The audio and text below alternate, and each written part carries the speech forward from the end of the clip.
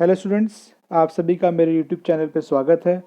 और जैसा कि आप देख रहे हैं आज के इस वीडियो में मैं बेक्टेल कंपनी का जो कैंपस प्लेसमेंट है उसके बारे में आप सभी को जो है इन्फॉर्मेशन देने के लिए ये वीडियो बनाई है, जिससे कि आपको पता लगे कि बेक्टेल जो है कैंपस प्लेसमेंट में जो है किस टाइप के क्वेश्चन जो है पुटअप करती है। तो बेक्टेल कंपनी जो है कैंपस प्लेसमेंट के लिए आई थी और बेक्टेल में ही जो है एक हमारा स्टूडेंट है, तो उससे जब बात हुई तो उसने बताया कि सर बेक्टेल जब कॉलेज में आई थी तो उसमें कैंपस प्लेसमेंट में कौन कौन से राउंड्स हुए थे और उसका जो सिलेक्शन क्राइटेरिया वो क्या था, और टेक्निकल जो राउंड हुआ था उसमें क्या क्वेश्चन पुटअप किए गए, तो HR राउंड में किस टाइप के क्वेश्चन पुटअप किए गए थे। तो जो बच्चे डिप्लोमा से हैं, बीटेक से हैं या फिर AMIE कोरस्पोंडेंस कर रहे हैं मैकेनिकल में, प्रोडक्शन में, इंडस्ट्रियल इंजीनियरिंग में, ऑटोमोबाइल में, या फिर आपका मैकेनिकल मेंटेनेंस में, तो ये जो है सभी के लिए बहुत इंपॉर्टेंट है। मैकेनिकल और उसकी जो अलाइड ब्रांचेस हैं उनकी कैंपस प्लेसमेंट के लिए जो बेक्टेल जो है कॉलेज में आई थी, और जो बच्चा बेक्टेल में काम कर रहा है तो उससे जब बात हुई तो उसने मुझे क्वेश्चंस वगैरह दिए कि सर ये क्वेश्चंस पुटअप किए गए थे उससे। तो वही क्वेश्चंस मैं आज आपके सामने जो है इस PPT के माध्यम से आपके सामने रख रहा हूँ, जिससे कि आपको जो है काफ़ी आइडिया मिलेगा कि बेक्टेल नहीं और दूसरी कंपनी भी जो है लगभग HR राउंड्स में या टेक्निकल्स में तो क्वेश्चन कुछ भी पूछे जा सकते हैं। तो डिपेंड करता है कि उसमें सब्जेक्ट नॉलेज आप क्या बताते हैं फ्रेशर लेवल पे। HR राउंड मैक्सिमम लगभग सिमिलर ही होता है सभी कंपनीज का जो HR राउंड होता है। तो चलिए, आज की वीडियो बहुत इंपॉर्टेंट है आप सभी मैकेनिकल एंड अलाइड ब्रांचेस से स्टूडेंट्स के लिए जो कि डिप्लोमा बीटेक AMI से हैं। तो चलिए वीडियो को स्टार्ट करते हैं। सबसे पहले बात हम करेंगे सिलेक्शन क्राइटेरिया की। तो जैसे कि जब कॉलेज कैंपस में बेक्टेल आई थी तो वहाँ पर जो सिलेक्शन क्राइटेरिया, सबसे पहला जो उसका क्राइटेरिया था वो ये था कि आपका जो है 70% होना चाहिए। जो एग्रीगेट परसेंटेज है वो आपका होना चाहिए 70%, ठीक है ना। तो पहला राउंड तो यही था, और जिन बच्चों का 70% था या उससे ऊपर था तो वो बच्चे सेलेक्ट हो गए सेकेंड राउंड के लिए। सेकेंड राउंड में क्या था, non technical test. Non technical test में आपका जो आता है वर्बल एंड नॉन वर्बल, ठीक है ना। उसमें आपका वर्बल एंड नॉन वर्बल रहता है, मतलब आपका जैसे रीजनिंग हो गया, क्वांटिटेटिव एप्टीट्यूड हो गया, आपका पजल्स हो गई, रिलेशंस हो गए, डायरेक्शंस हो गए, ठीक है ना, और आपका टाइम एंड वर्क के क्वेश्चंस हो गए, ठीक है, वेजिस के क्वेश्चंस हो गए, आपका मिरर इमेज, वाटर इमेज, ठीक है ना, और आपका जो है रीजनिंग हो गई, जनरल नॉलेज हो गई, करंट अफेयर्स हो गया। तो इस टाइप के जो है मतलब एक नॉन टेक्निकल टेस्ट होता है। मैंने पहले ही बोला है कि जो इंजीनियरिंग के स्टूडेंट्स हैं उनको टेक्निकल में भी बहुत स्ट्रॉन्ग होना होगा और नॉन टेक्निकल के लिए भी उनको बहुत अच्छे से अपने आप को स्ट्रॉन्ग रखना होगा। तो कुछ कंपनी ऐसी होती हैं जो कि टेक्निकल टेस्ट लेती हैं, और मैक्सिमम कंपनी ऐसी जो कि पहले नॉन टेक्निकल टेस्ट लेती हैं।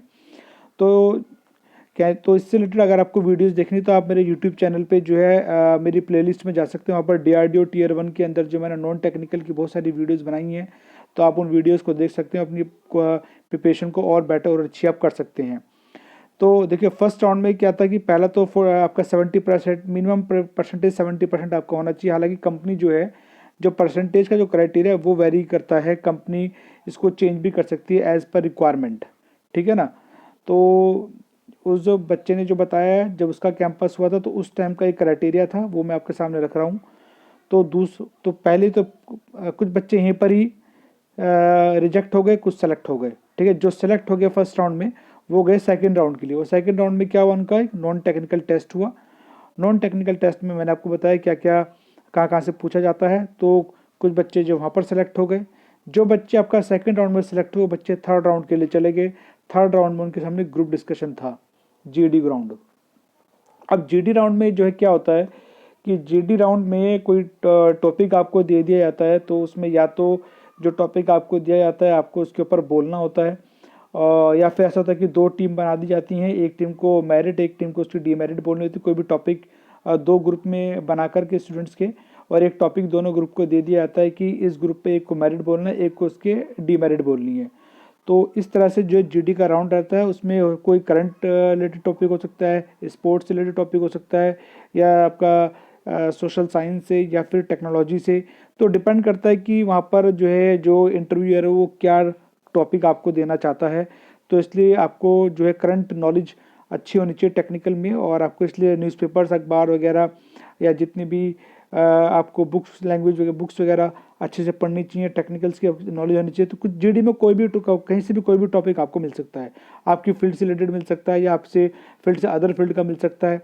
तो मतलब आपको वहाँ पर नॉलेज होना चाहिए, नॉलेज चेक करते हैं और आपका जो वे ऑफ टॉकिंग है उसको चेक करते हैं, आपकी फ्लुएंसी को चेक करते हैं, ठीक है ना, आपकी थॉट को, आपकी सोच को जो है वो चेक करते हैं। तो ये जीडी राउंड के बाद जो बच्चे यहाँ पर सिलेक्ट होते हैं वो जाते हैं नेक्स्ट टेक्निकल राउंड के लिए। अब टेक्निकल राउंड में क्योंकि आप फ्रेशर होते हैं, तो वहाँ पर जाहिर सी बात है किस टाइप के क्वेश्चंस पुटअप किए जाते हैं तो वो हम इस वीडियो में डिस्कस करेंगे। और उसके बाद हम एचआर राउंड में किस टाइप के क्वेश्चन जो हैं बैक्टेल में पूछे गए थे उनको आपके सामने डिस्कस करेंगे, ठीक है।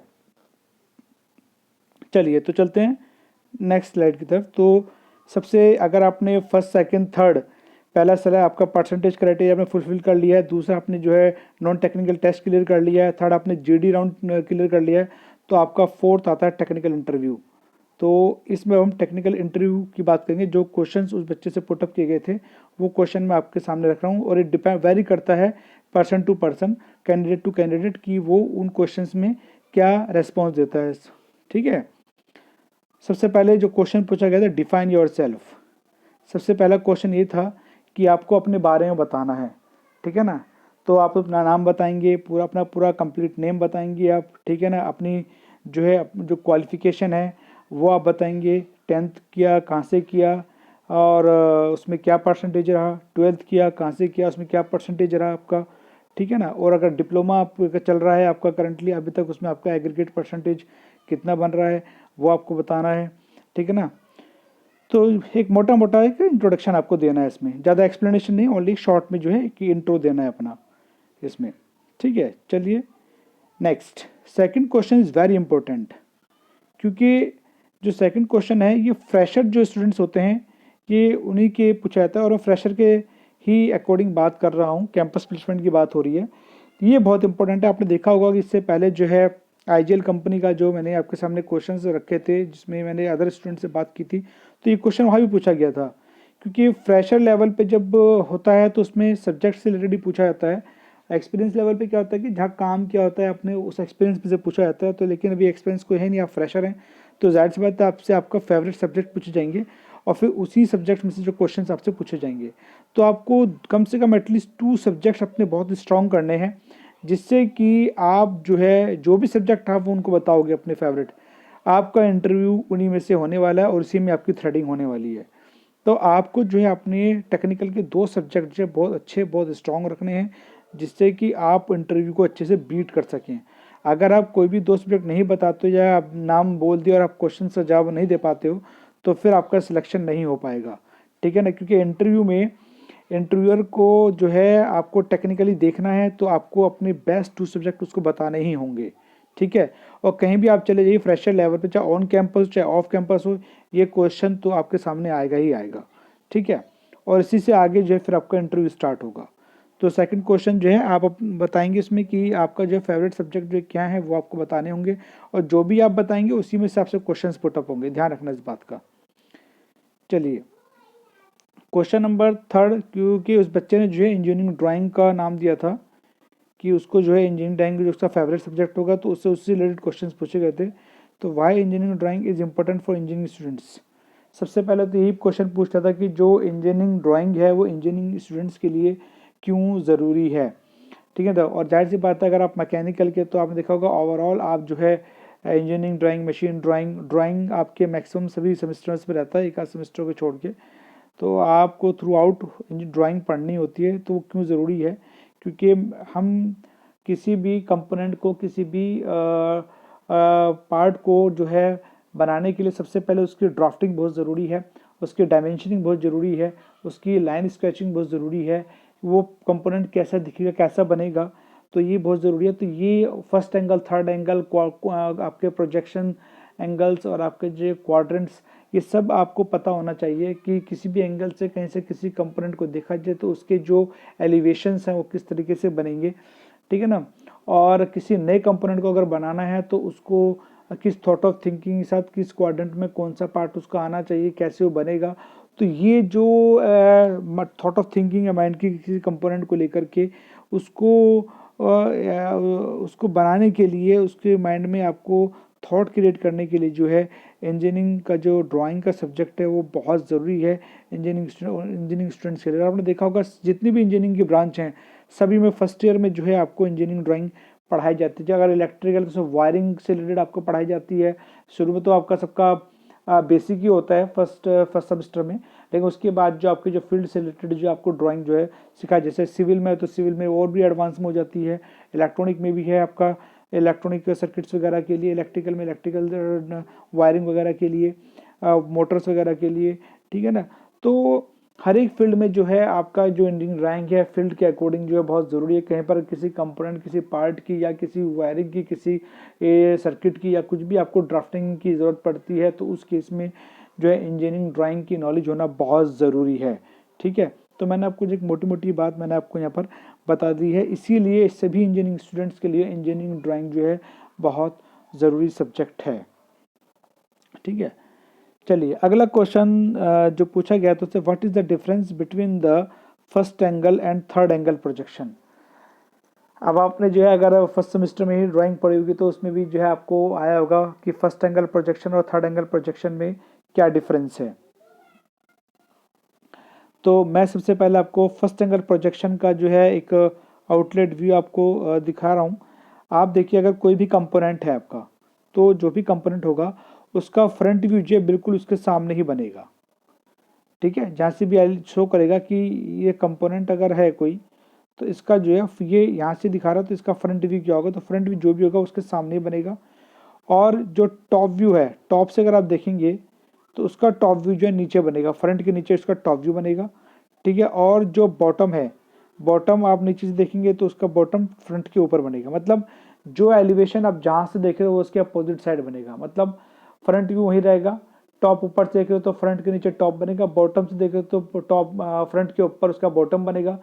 फर्स्ट राइट साइड से अगर देख रहे हो तो वो लेफ्ट साइड में ड्रॉ होगा, और लेफ्ट साइड से अगर आप एलिवेशन व्यू कर रहे हो तो आपका राइट साइड में बनेगा। तो वही चीज़ मैंने यहाँ पर दिखाई है कि अगर आप टॉप व्यू को देख रहे हैं, टॉप से देखेंगे किसी कंपोनेंट तो वो फ्रंट के नीचे बनेगा, और अगर आप उस कंपोनेंट को बॉटम से देख रहे हो तो वो फ्रंट के ऊपर बनेगा, और अगर आप राइट से किसी व्यू को देख रहे हैं तो आपका लेफ्ट साइड व्यू में जाएगा, और अगर लेफ्ट से किसी व्यू को आप देख रहे हैं तो वो आपका राइट साइड व्यू में जाएगा। तो कहने का मतलब ये है जिस व्यू को आप जहाँ से देख रहे हो उसके अपोजिट साइड में बनेगा फ्रंट व्यू को छोड़ करके। इस तरह से ड्राइंग जो स्टैंडर्ड ड्राइंग बनती है वो हमारी फर्स्ट एंगल प्रोजेक्शन में आती है। किस में आती है? फर्स्ट एंगल प्रोजेक्शन के अंदर। क्लियर? ये ध्यान रखना हमेशा। और थर्ड एंगल प्रोजेक्शन की अगर हम बात करें, थर्ड एंगल प्रोजेक्शन में जो व्यू जहाँ है वो वहीं बनेगा। बस यही एक मेन डिफरेंस है कि फर्स्ट एंगल में जो फ्रंट व्यू को छोड़ के बाकी सारे व्यू जहाँ से दिखते हैं वो उसके अपोजिट साइड में बनेंगे, और थर्ड एंगल में जो व्यू जहाँ है वहीं बनेगा। टॉप में बनेगा, बॉटम में बनेगा, राइट साइड व्यू राइट में बनेगा, लेफ्ट साइड व्यू लेफ्ट में बनेगा, और जो फ्रंट व्यू फ्रंट में ही रहेगा, ठीक है ना। तो ये मेन डिफरेंस है आपका फर्स्ट एंगल और थर्ड एंगल प्रोजेक्शन के अंदर, ठीक है। तो एक लाइन डायग्राम बना के भी आप समझा सकते हैं, जैसे कि मैंने आपको समझाने की कोशिश की है, ठीक है ना। इस तरीके से आपको समझा देना है। चलिए इसके बाद draw the first angle and third angle projection symbol. जो फर्स्ट एंगल और आपका थर्ड एंगल का जो प्रोजेक्शन सिंबल है वो किस तरह से ड्रॉ होता है, तो आपको ड्रॉ करके दिखाना है कि उसने पूछा है कि ड्रॉ करके दिखाइए आप इसका। तो फर्स्ट एंगल प्रोजेक्शन में जो उसका सिंबल है वो इस तरीके से बनेगा, ठीक है ना। और थर्ड एंगल प्रोजेक्शन में उसका उल्टा हो जाएगा, तो ये आपका थर्ड एंगल प्रोजेक्शन में होगा, ठीक है ना। तो फर्स्ट एंगल प्रोजेक्शन में उसके अपोजिट साइड में रहेगा, और थर्ड एंगल प्रोजेक्शन में जहाँ पर है वो वहीं पर ही रहेगा। तो ये ध्यान रखना है आपको। ये प्रोजेक्शन फर्स्ट एंगल प्रोजेक्शन का सिंबल आपके सामने है, जहाँ जो व्यू था उसके अपोजिट में बना, और थर्ड एंगल प्रोजेक्शन जहाँ पर जो व्यू था वहीं बनेगा। मतलब आप देख लीजिए, ठीक है। ये आपको ध्यान रखना है, ये सिंबल अपने माइंड में सेट कर लीजिए। कभी भी बहुत मैक्सिमम जगह को पूछा जाता है इस क्वेश्चन को। चलिए अगला क्वेश्चन है draw plan and elevation view of A frustum object, या फ्रस्टम कौन कह लीजिए। वो बच्चे को दिया हुआ कि प्लेन पेपर पे ये ड्रॉ करके दिखाओ कि कोई अगर फ्रस्टम कौन है तो उसका जो प्लान और उसका एलिवेशन किस तरीके से बनेगा। तो ये देखिए जो उसका प्लान व्यू है वो इस तरीके से बनेगा, और उसका जो एलिवेशन है वो आपका इस तरह से बनेगा, ठीक है ना। फ्रंट व्यू इस तरह से बनेगा और आपका जो उसका टॉप व्यू है वो आपका इस तरीके से बनेगा, ठीक है ना। फ्रंट व्यू सामने से देखने पर और टॉप व्यू ऊपर से देखेंगे तो आपका इस तरीके से उसका टॉप व्यू बनेगा फर्स्ट एंगल प्रोजेक्शन के अंदर। किसमें? फर्स्ट एंगल प्रोजेक्शन में, ठीक है। फर्स्ट एंगल प्रोजेक्शन में पूछा था उससे। अगर इसको थर्ड एंगल प्रोजेक्शन में कहा थे तो क्या होता है, इसका टॉप व्यू कहाँ बनता है, टॉप व्यू फ्रंट व्यू के ऊपर बनता, ठीक है ना। ये चेंज होता उसमें, क्लियर। तो ये हो गया आपका क्वेश्चन। क्वेश्चन नंबर 7 पूछा था, how many types of lines used in engineering drawing. Engineering drawing में कितने टाइप्स के लाइंस का यूज किया जाता है किसी भी ऑब्जेक्ट कंपोनेंट को ड्रॉ करने के लिए। तो ये टाइप्स ऑफ लाइंस हैं जो कि हम इंजीनियरिंग ड्राइंग में यूज़ करते हैं। ये हमने इसको कैटेगरी दे दी, ABCDEFGH, ये आपको एक category they the. A category में जो आपका कंटिन्यूस थिक होगी, आपका बी में आपका कंटिन्यूस थिन होगी, सी में आपका कंटिन्यूस थिन फ्री हैंड होगी, तो और आपका डी में आपका जो कंटिन्यूस थिन जिगजैग होगी,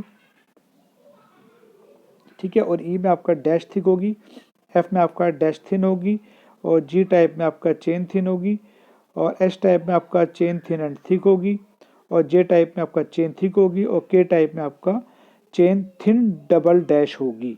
अब जितने नाम बताए इनकी ड्राइंग पूछ सकता है कि डी टाइप में अब किस तरह से लाइन ड्रॉ होगी, वो ड्रॉ करके दिखाओ। तो अगला क्वेश्चन ये पूछा कि draw dimension line, hatching line और आपका सेंटर लाइन। कोई ये तीन लाइन ड्रॉ करके दिखाओ कैसे ड्रॉ होंगी। तो बच्चे ने, तो मैंने इसमें क्या किया, इसमें मैंने काफ़ी सारी लाइन्स ले ली हैं। तो जितनी भी लाइन मैंने ऊपर ली थी उसमें कंटिन्यूस थिक लाइन ये रही आपका, ठीक है ना। और आपका कंटिन्यूस थिन जो है आपका फ्री हैंड ये रही, तो कंटिन्यूस थिन जिगजैग आपका ये रही। तो आपको पता होना चाहिए, मतलब जो भी लाइन्स हैं उनकी जो ड्राइंग है वो किस तरह से उनको ड्रॉ किया जाता है, तो वो पूछ सकते हैं आपसे। अगर आप इंजीनियरिंग ड्राइंग का सब्जेक्ट वहाँ बताते हैं, जैसे इस बच्चे ने जो इंजीनियरिंग ड्राइंग का सब्जेक्ट वहाँ बोला, तो उसी से रिलेटेड क्वेश्चन जो से पुटअप किए गए, उससे ये सब क्वेश्चन पुटअप किए गए। उससे पहले टाइप्स ऑफ लाइन पूछ ली, फिर कोई भी तीन जो लाइन उससे जो ड्रॉ करवा के देख ली। तो ये और भी डिफरेंट टाइप्स की लाइन है, सब मैंने यहाँ ड्रॉ करके आपको सामने रख दी है, तो आपको याद होनी चाहिए। अगला क्वेश्चन आपका इसमें पूछा गया था उससे बच्चे से कि जो ऑटो कैड है, तो ऑटो कैड क्या है, ये पूछा गया था उस बच्चे से।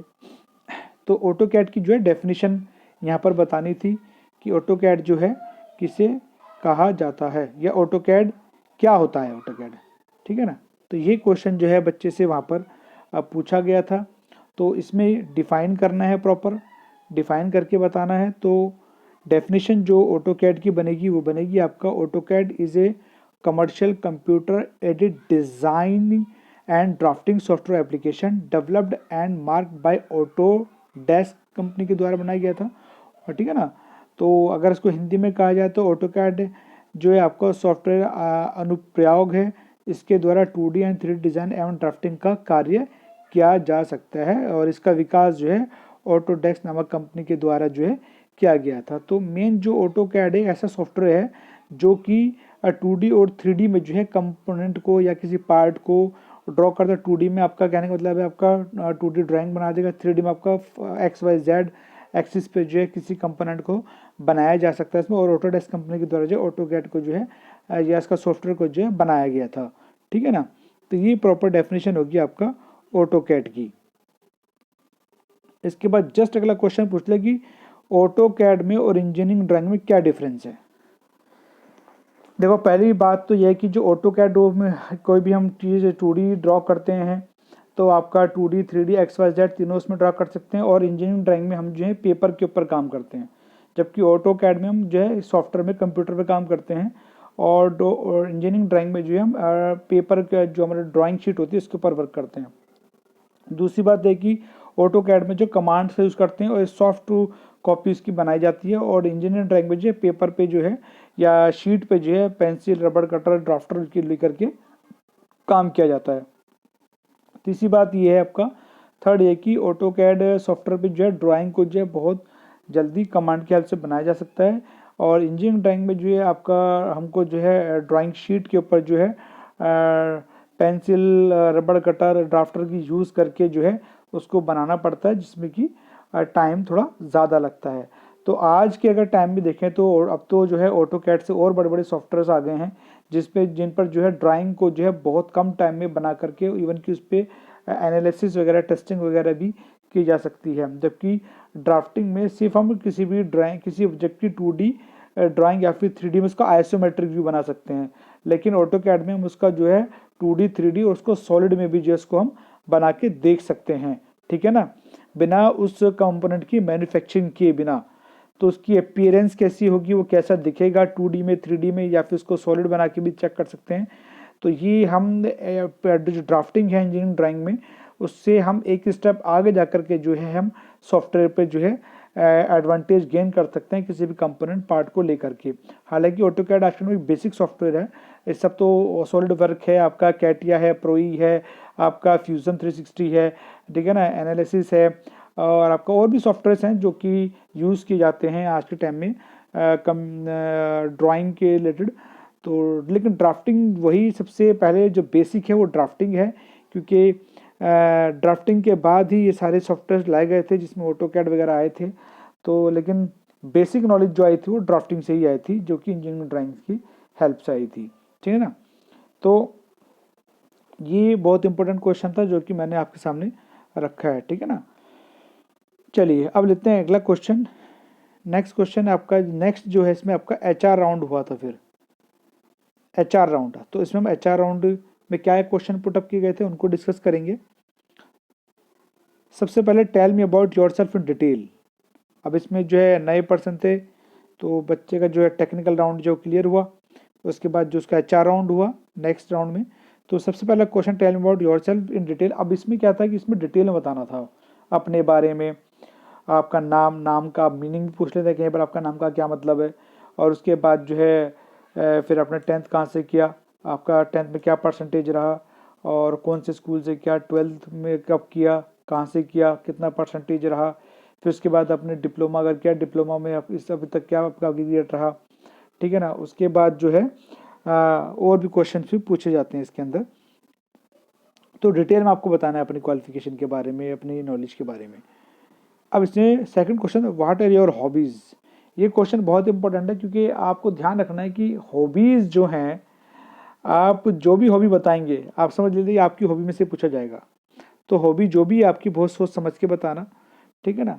अगला question, what about your father and mother, where does he work and about occupation. तो मतलब फादर क्या करते हैं, मदर क्या करती हैं आपकी। अगर फादर का ऑक्यूपेशन है, मदर का ऑक्यूपेशन है, तो जाहिर सी बात है फिर ऑक्यूपेशन क्या है, क्या काम करते हो, उससे रिलेटेड क्वेश्चन पूछे जाएंगे आपके, ठीक है ना। तो ये क्वेश्चन भी पूछा जाता है HR राउंड के अंदर। अबाउट सिबलिंग्स, आपके ब्रदर सिस्टर्स हैं तो उनको क्या करते हैं, कहाँ पढ़ते हैं, जो भी है वो आपको डिटेल में बताना पड़ेगा, कितने हैं ब्रदर सिस्टर, आप वो उनको बताना होगा, ठीक है। What are your strength and weakness. आपको जो है हमेशा इसके ऊपर वर्क करना है कि आपकी स्ट्रेंथ क्या है और आपकी वीकनेस क्या है।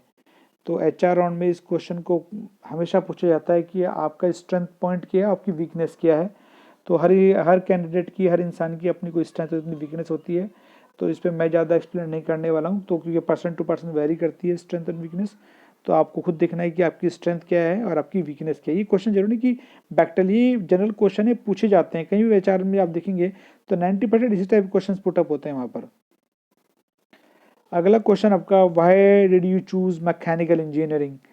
तो मैकेनिकल से रिलेटेड है, तो आपका मैकेनिक जो भी स्ट्रेट आपका है तो आपने वो क्यों चूज़ किया है, आपको बताना है कि मैकेनिकल, अगर मैकेनिकल की बात करूँ, मैकेनिकल इज़ माई पैशन, क्योंकि मुझे मैकेनिकल में इंटरेस्ट था। मुझे जो है मशीनों में, ऑटोमोबाइल में के इंजन्स वगैरह में और बॉयलर्स में मुझे काफ़ी इंटरेस्ट था इसमें काम करना। तो जो भी आपका इंटरेस्ट है, आपको मैकेनिकल क्यों चूज़ किया वो आप जो भी बेटर बता सकते हैं, आपको उसको हमेशा ध्यान रखना है। जो भी ट्रेड आपने लिया वो क्यों लिया, जो भी ब्रांच आपने ली वो क्यों ली है, क्यों चूज़ की है, और दूसरी ब्रांच क्यों नहीं चूज़ की, तो आपको बताना होगा वहाँ पर। तो ये क्वेश्चन भी कहीं जगह डिफरेंट कंपनी से पूछा जा चुका है, तो ये भी आपको अच्छे से याद होना चाहिए कि इसका क्या आंसर अच्छा बनना चाहिए। ऐसा आंसर आपको बना के रखना है कि उसमें कोई नेगेटिव पॉइंट ना बने। अगला question, where do you want to see yourself after 5 year.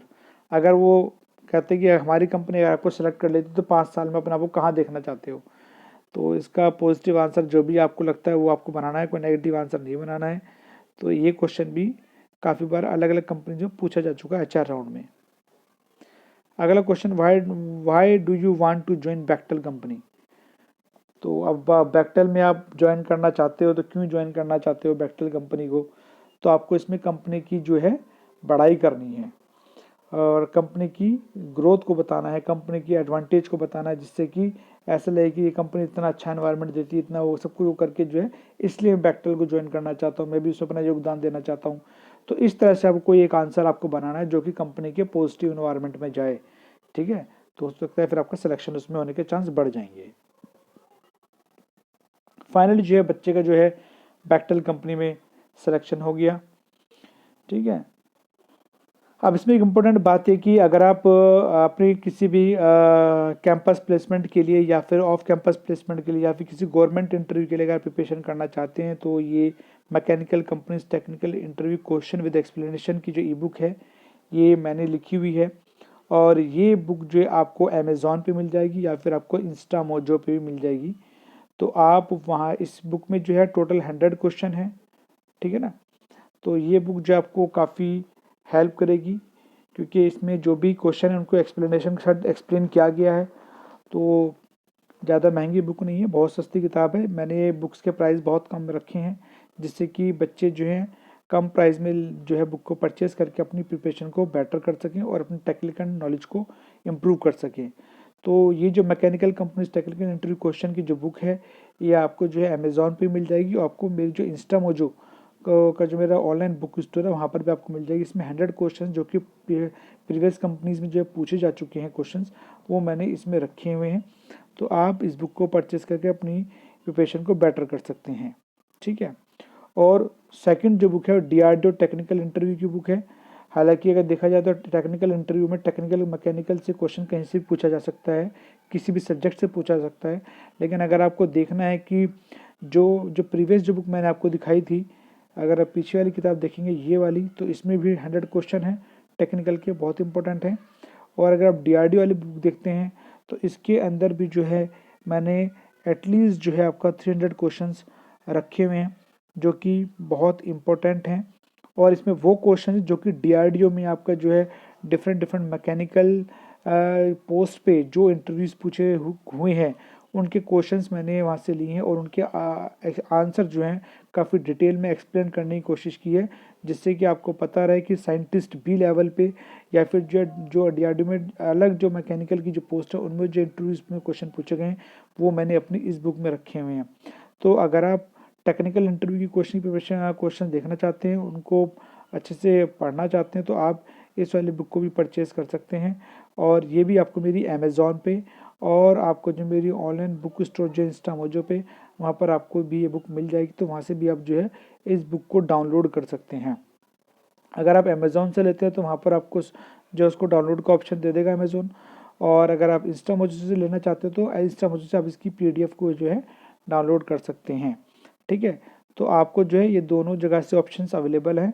और अगर आप अपने टेक्निकल इंटरव्यू को अच्छा करना चाहते हैं तो आप इन दोनों बुक की हेल्प से अपने टेक्निकल इंटरव्यू की प्रिपरेशन को और बेटर कर सकते हैं। इसके अलावा जो है आपको और भी बुक्स मेरी जो है मिल जाएंगी अमेज़ॉन पर। आपको जो है मेरी जो असिस्टेंट मोटर व्हीकल इंस्पेक्टर या फिर RTO इंस्पेक्टर की जो बुक है मैकेनिकल ऑटोमोबाइल वाले स्टूडेंट्स के लिए, वो भी अमेज़ॉन पर इंस्टा मोजो पे अवेलेबल है। और जो है इसके अलावा थ्योरी ऑफ मशीन की जो है MCQ 500 MCQ क्वेश्चंस की जो बुक है वो भी आपको अमेज़ॉन पे और इंस्टा मोजो पे मिल जाएगी। ठीक है ना, तो और भी बहुत सारी मैकेनिकल की बुक्स हैं जो मैंने लिखी हैं, ई बुक्स हैं, वो ई बुक्स आपको इंस्टा मोजो और अमेज़ॉन पे मिल जाएगी। उन बुक्स की मदद से भी आप अपनी प्रिपरेशन को और बेटर कर सकते हैं, क्योंकि मैं मैकेनिकल और उसकी अलाइड ब्रांचेज हैं उससे रिलेटेड बुक्स को मैं लिख रहा हूँ। और अभी जो बुक्स मैं लिख रहा हूँ वो आपके लिए मशीन डिज़ाइन की किताब पे मैं वर्क कर रहा हूँ, जिससे कि आने वाले टाइम में वो बुक भी मैं आपके सामने रख सकूँ, जिससे कि आपकी जो गवर्नमेंट एग्ज़ाम की जो प्रिपरेशन है वो इन ई बुक्स की हेल्प से बहुत अच्छी हो सके। और इन बुक्स की जो प्राइस हैं वो बहुत ही लीनियंस प्राइस हैं, अगर आप अमेज़ॉन पे जाएंगे तो वहाँ आप देख सकते हैं। ठीक है, चलिए ओके स्टूडेंट्स, तो आज की इस वीडियो में मैंने आपको जो बेक्टल कंपनी है उसका जो टेक्निकल और HR राउंड है और उसका जो सिलेक्शन क्राइटेरिया है उसके बारे में काफ़ी डिटेल में एक्सप्लेन किया। आई होप सो इस वीडियो के माध्यम से आपको काफ़ी अच्छी इन्फॉर्मेशन, काफ़ी अच्छी नॉलेज आपको मिली होगी। तो मिलते हैं नेक्स्ट वीडियो में एक नए लेक्चर के साथ में। ठीक है, तो आज मैंने इस इंटरव्यू को आपके सामने इसीलिए रखा जिससे कि आपको पता रहे कि अलग अलग कंपनीज में किस टाइप के क्वेश्चन जो पूछे जाते हैं। और मैं कोशिश करूँगा कि नेक्स्ट वीडियो में जो है दूसरी किसी कंपनी का इंटरव्यू अच्छे क्वेश्चंस आपके सामने रखूँ। तो मिलते हैं नेक्स्ट वीडियो में एक नए इंटरव्यू के साथ में। Okay, thank you.